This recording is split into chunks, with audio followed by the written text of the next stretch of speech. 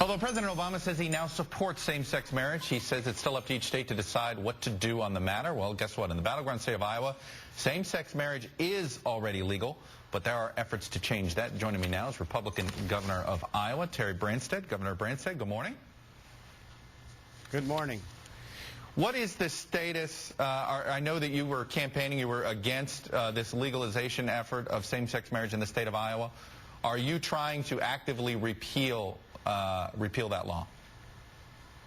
Actually, I was elected governor on the issue of jobs and restoring fiscal responsibility, and I find it tragic to see the President of the United States pandering to the Hollywood money crowd, and instead of focusing on the things that are important to America, which is reducing this massive federal debt that's gone up more than $1 trillion every year he's been president, and then the job-killing Obamacare, which we can't afford and it's not sustainable, and all the other regulations that he's put on. My focus is on bringing jobs to Iowa, revitalizing our economy. I and many other governors elected in 2010 are doing that in our states.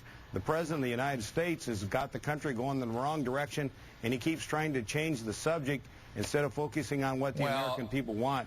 That is jobs and reducing the tax burden. And when he's not talking about changing the subject, Governor, issues. Right. My question, though, was, what are you? When he's not talking about that, are you actively trying to repeal the law? Yes. It's not a law. It was a court decision made against the law in the state of Iowa. I signed the Defense of Marriage law. Our Supreme Court struck it down. 3 members of the court were voted out because the voters of Iowa were upset that the court did this, and now the Iowa House of Representatives has passed the constitutional amendment to give the people a chance to vote on this. I support that. Unfortunately, the Democratic-controlled state Senate majority leader would not let that come to a vote, even though the votes were there in the Senate to pass it. So now we're going to work to get a Republican majority in the Senate so the people of Iowa will have a chance to vote on this issue. But Iowans care more about jobs.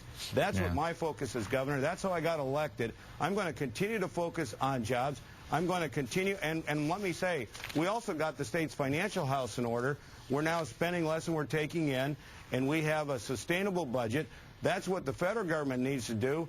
Otherwise, we'll be like Greece. We cannot afford 4 more years of this. We'll be in worse financial condition than Greece and Europe. That's not the direction we need to go. The president wants to change the subject because America knows his economic policies are a terrible failure. Well, I mean, when you look at what's going on with the economy now, though, the president, on his watch, is made up for the 4.5 million jobs that were lost as part of the recession. It's back to even, and if you look at the state of Iowa, and the question is, and this I think comes to this mixed message that comes out, you and other Republican governors in the Midwest are talking about job gains, and everybody wants to take credit when it happens on their watch. But the question is, you know, the federal government and the stimulus gets no credit for this? Well, look at the policies. Just compare Iowa and Indiana to Illinois. Illinois has got a Democratic governor that raised taxes, and Illinois' unemployment rate's high. They've got a huge deficit. The state's in dire straits, whereas Iowa, Wisconsin, Michigan, Indiana are all going in the right direction, and Republican governors have reduced taxes and reduced regulatory burdens.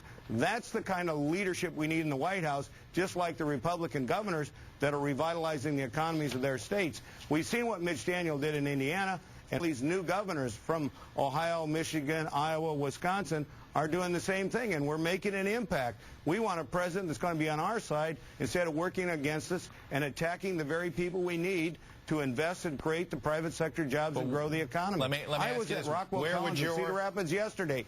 Where would your state budget be? I was at Rockwell Collins in Cedar Rapids yesterday. Without federal stimulus. Yeah. Well, without federal stimulus, that's what got us in trouble. They use this one-time money for ongoing expenses. That's the $900 million mess I inherited. We straightened that out. We passed a budget that spends less than we take in and uses ongoing revenue to pay for ongoing expenses.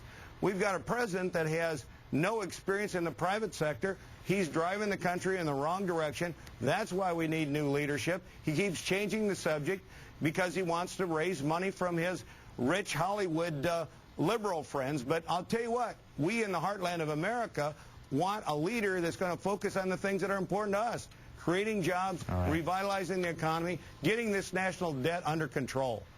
All right, Governor Terry Branstad, Republican from Iowa. I got to leave it there, right in the heart Thank you. of the presidential battleground. All right, next.